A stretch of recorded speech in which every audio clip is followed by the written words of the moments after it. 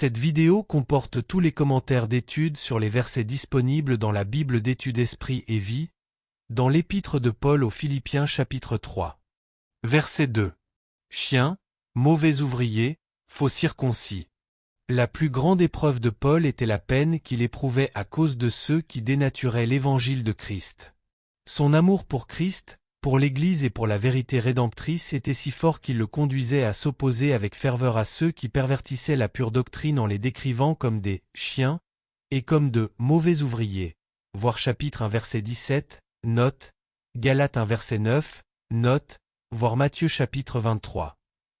Paul utilise l'expression « les faux circoncis » pour parler du rite de la circoncision tel qu'il était enseigné par les judaïsants qui prétendaient que le signe de la circoncision de l'Ancien Testament était nécessaire pour être sauvé.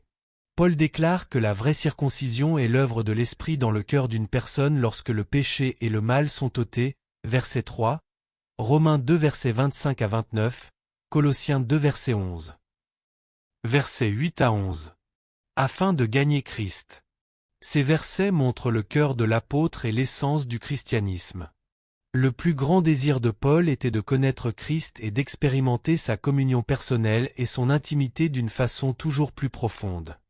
Sa recherche consistait à, premièrement, connaître Christ personnellement et à connaître ses voies, sa nature et son caractère tels qu'ils sont révélés dans la parole de Dieu. Pour pouvoir véritablement connaître Christ, nous devons écouter sa parole, obéir à son esprit, être sensibles à ses façons de se manifester parmi nous dans la foi, la vérité et l'obéissance, et nous identifier à ses buts et à ses desseins. Deuxièmement, être trouvé en Christ, verset 9, c'est-à-dire jouir d'une union et d'une communion avec Christ capable de produire une justice manifestée comme un don de Dieu, chapitre 1 verset 10 à 11. 1 Corinthiens 1 verset 30, note, voir l'article intitulé La terminologie biblique concernant le salut. Troisièmement, connaître la puissance de sa résurrection, verset 10, c'est-à-dire expérimenter un renouvellement de vie, la délivrance du péché, Romains 6 verset 4, Éphésiens 2 versets 5 à 6, ainsi que la puissance de l'Esprit capable de susciter un témoignage efficace, des guérisons, des miracles et, enfin, la résurrection d'entre les morts, verset 11, Éphésiens 1 verset 18 à 20.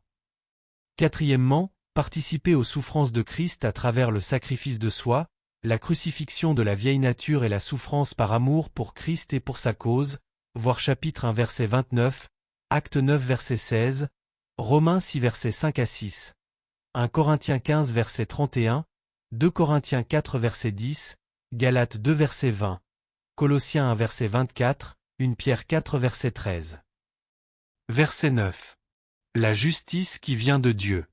La justice des croyants consiste avant tout à être pardonné, justifié et accepté de Dieu par la foi, voir Romains 4 verset 5, note. Premièrement, cependant, notre justice est bien plus que cela. La parole de Dieu déclare que notre justice, c'est Christ, Jésus lui-même vivant dans notre cœur, voir chapitre 1 verset 20 à 21, Romains 8 verset 10, 1 Corinthiens 1 verset 30, Galates 2 verset 20, Éphésiens 3 verset 17, Colossiens 3 verset 4. Dans l'Ancien Testament, le Messie, c'est le germe juste, et l'Éternel notre justice, voir Jérémie 23 verset 5 à 6, note.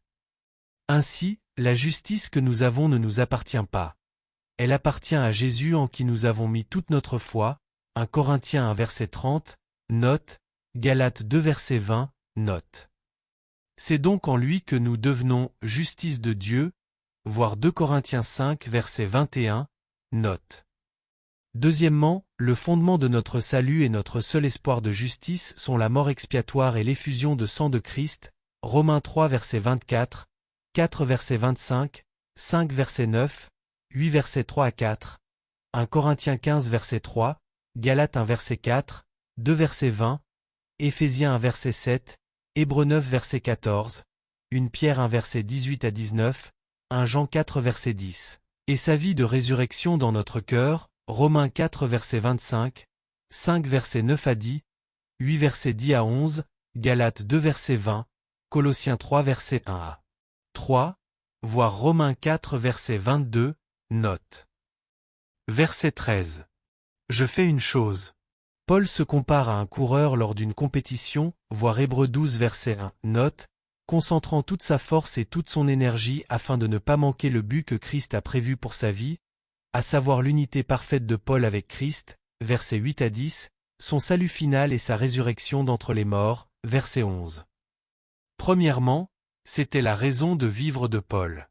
Il avait eu un aperçu de la gloire du ciel, 2 Corinthiens 12 verset 4, et il était fermement décidé à ce que sa vie entière, par la grâce de Dieu, soit centrée sur cette détermination de persévérer, et un jour, de gagner le ciel et de voir Christ face à face, voir 2 Timothée 4 verset 8, Apocalypse 2 verset 10, 22 verset 4. Deuxièmement, une telle détermination est nécessaire pour chacun d'entre nous.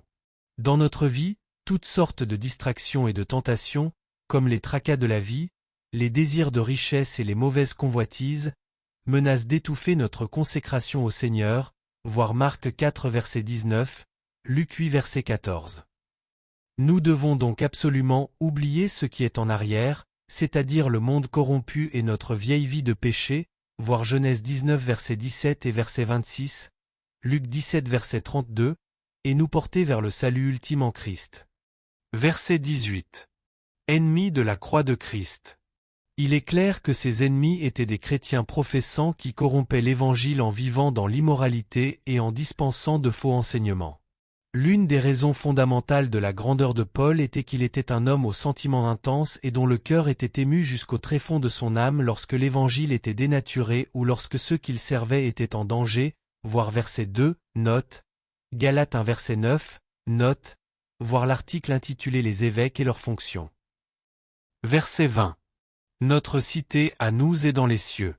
Les chrétiens ne sont plus citoyens de ce monde, ils sont devenus des étrangers sur la terre, Romains 8 versets 22 à 24, Galates 4 verset 26, Hébreux 11 verset 13, 12 versets 22 à 23, 13 verset 14, 1 Pierre 1 verset 17, 2 verset 11, voir l'article sur l'appel d'Abraham.